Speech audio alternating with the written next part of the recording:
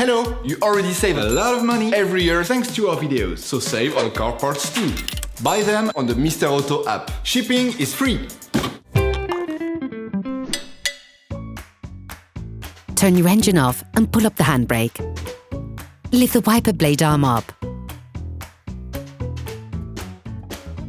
To take the blade off, place it perpendicular to the arm and push.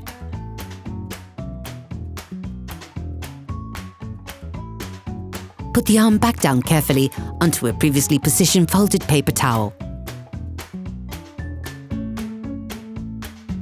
Insert it into the metal cylinder of the arm, then flip it so that it is like an extension of the arm itself. Delicately place it down onto the windscreen.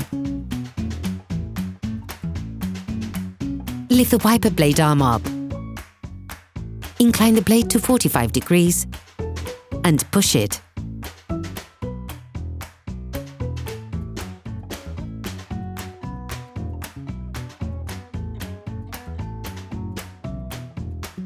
To put in the new one, simply slide the blade onto its housing.